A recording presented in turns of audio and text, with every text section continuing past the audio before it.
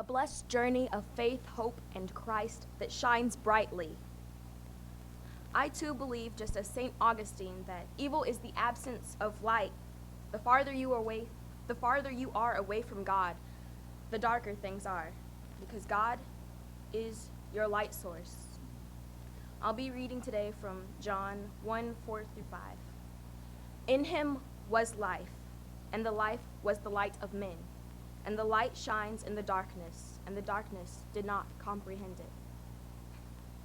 We, from the beginning of conception, are forever evolving, forming, and changing, from a blob to a being, training wheels to two-wheeled bicycles, from middle to high school, day to day, month to month, and year to year.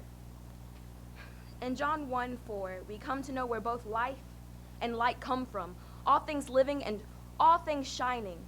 It is through God that we have life, and through his life that we have light.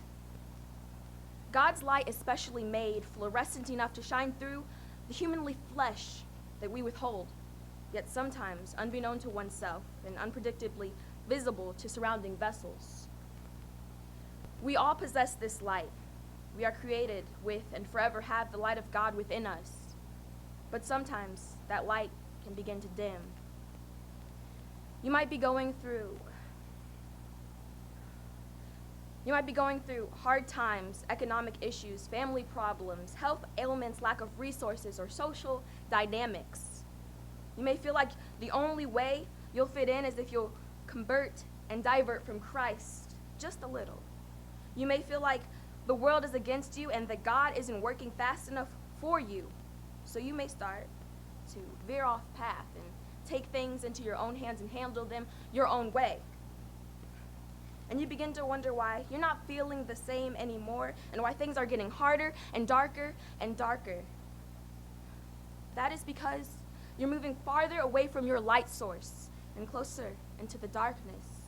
You distance yourself from God in actions and in words, and this shows in your associations with people, your associations with God, with Christ, with your ministry.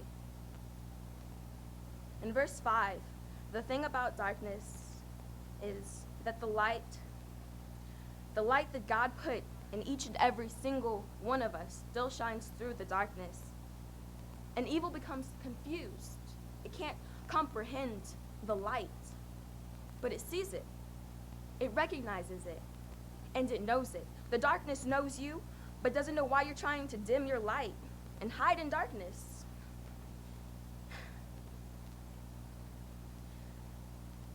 That's what the enemy's job is. He tries to kill, steal, and destroy. So why are we as Christians, believers, and lovers of God helping the enemy? You might not realize it, but by dimming your light, our light that God gives us, and doubting God's ability to provide for us in the simplest and most difficult times, we are helping the enemy. We are stepping away from God, the light, and are stepping closer to the enemy and into darkness. Isn't it something when the darkness is asking why a child of God is trying to hide? Because the darkness can see your light. The enemy knows the truth of God and the truth of God's power. So why is it that we want to run and hide when God has given us something so precious, so magnificent to use to glorify him and to deliver his lost children and to help eliminate the darkness? Toby Mac and Holland, two Christian artists, perfectly capture God's light within the world. I will quote from one of their songs. Lights shine bright everywhere we go. Music for the people to illuminate the soul. Lights shine bright everywhere we go. Music for the people. Jesus, music for the people. The lights in the city shine bright. The lights in the city shine bright. So let your heart light shine tonight. Never in the history of the world has darkness ever put out light. That is because darkness has no power.